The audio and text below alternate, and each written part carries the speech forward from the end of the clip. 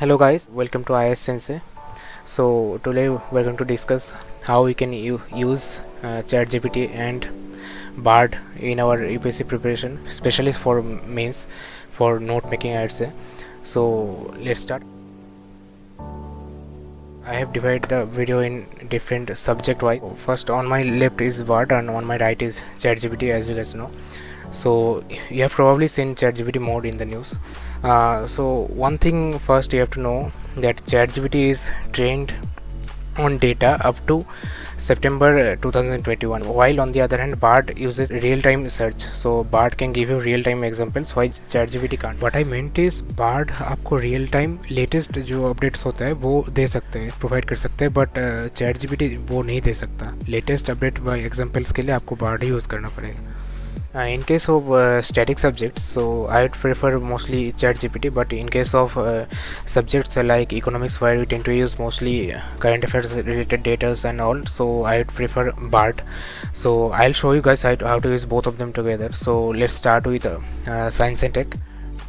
So questions like role of AI in anything. I mean, role of AI in women empowerment. I would search and it gives you instant answers.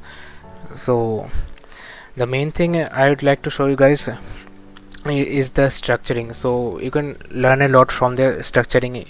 So these are the same type of structures we tend to use in main answers. So as you can see, the same type of structures we tend to use in our answers. So now how we can evaluate is through this role of AI in women empowerment with some Indian examples. Now ChatGPT will start giving me some suitable examples to be used for my answers. This is how you can evaluate it in your answers. So now the thing is, you have to take it with a little pinch of salt, because they won't give you 100% accurate data all the time. I have seen it. So what you have to do, like now they have given a information on healthcare, use of AI healthcare. So they have given on information breast cancer treatment for AI. So what you have to do, you have to make sure this is correct. I just searched them on Google, so you can see this one is actually correct. I have seen it before. So this one is actually one example you can use in a quote in your answers. So these are other examples too given by it. So all these are examples before 2021. If you want latest examples, you can also use Bard for the same questions. So what is good about these things are they are giving us a proper structured answer. So we can use all these points in our answer to create our notes. So let's go for some other things like role of AI in law and order. So one thing you guys have to note that if you put only example, so it would mostly give you examples worldwide. So keep that in mind. So you can also add worldwide examples, like in this case they have given, you can see they have given us an example for LAPD from US, and they have also given us a facial recognition example of Delhi police actually. So that's also good. Look how many points it has given us. You can easily evaluate your answers from here, or you can make your total notes from here. I have done that. I will show you guys. Like these are my notes. I have divided application of AI in multiple headings. So all the oranges are actually examples I have used, so mostly from online. So let's start with the economics part here. So let's start. First of all, I am asking a question to Bard. What are the issues in state finances in India? So of course I have mentioned in India. So Bard actually takes some time to process the answer. So it has given us the answers for this. See, it has used four parameters. So I will show you guys one thing new, that how you can ask Bard to give you more data or more points. So as you guys know, there is an ongoing issue of high reliance of center on session searchers which aren't shared with the states. So Bart hasn't given me that point, so I'll ask Bart to produce me that point along with the data.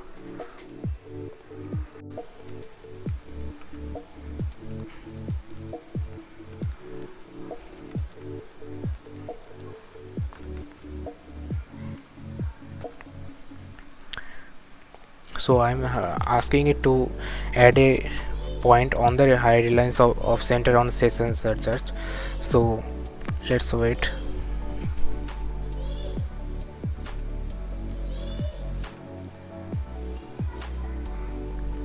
So it has given our answer. So you can see in recent years center has been relying more and more on session searchers. So it has given, now you can see it has given us the data. And by 2021-22 state has shared of it, but what I was telling you, you have to verify it. You can't just blindly believe on what it is saying. You have to verify it on, also you have to update the data by the time you are giving mains. So you can just search it in Google.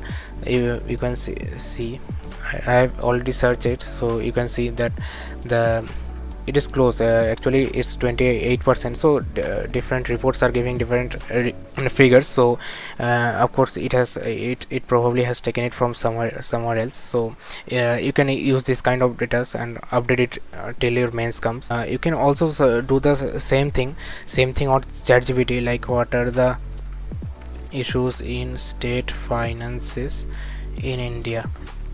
But I would say in economics type of question mostly rely on BART because of the latest data and all.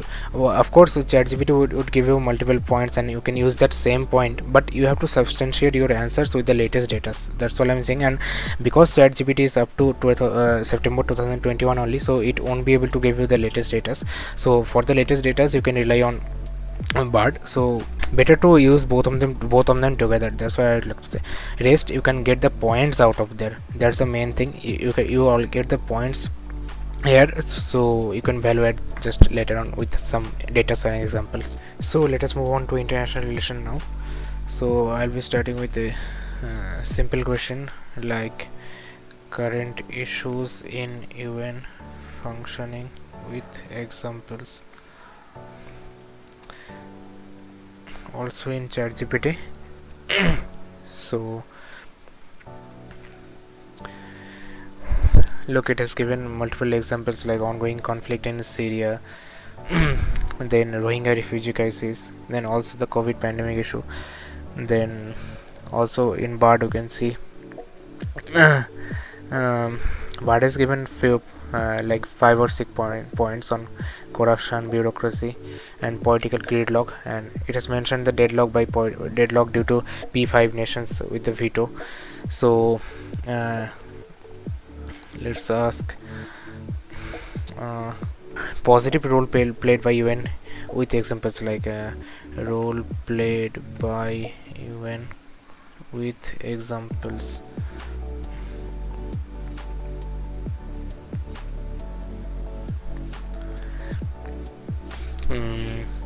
As you can see, it has already mentioned like World Food Programs, then UN Human Rights Council, then UNFCCC on climate actions, then ICC. And then Bart has also mentioned about multiple conflicts which can be used for validation in your answers. Then Bart has given like 5 points, but ChatGPT gives multiple points, so you can always prefer ChatGPT for points and get the validated examples from both of them together. So now let's look at another aspect of making good conclusions for answers, like through quotes. So how are you going to look for good quotes? So as you guys know, I'm just giving an example. So as you guys know, India has been advocating for reform in UNSC. So India has been using terms like reformed multilateralism. So you can use this kind of terms to look for quotes on such issues. So like examples like quotes on uh, reformed multilateralism by an Indian. So as you guys can see, they have given us multiple quotes actually from our prime minister, then from our external affairs minister, then foreign secretary, and then another diplomat.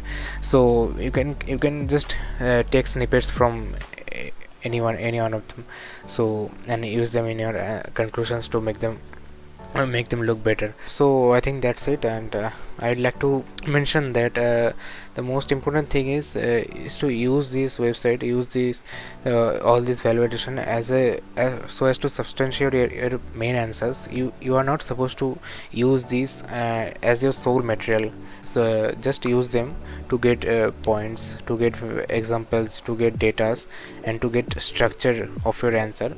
But don't rely 100% on them. Just use them to substantiate your base material, whatever you are having, and you can make your notes, I mean, in a more efficient manner. That's it. Let me know in the comment section if you guys want a continuous series on how to use ChatGPT on especially ethics and essay. I have tried in multiple essays, so it is very handy in creating anecdotes for many essays. So let me know in the comment section if you guys want a video on that. So I'll be going through the comments. So thanks for watching, and thanks for being till the end. I'll see you guys in the next one. Jai Hind.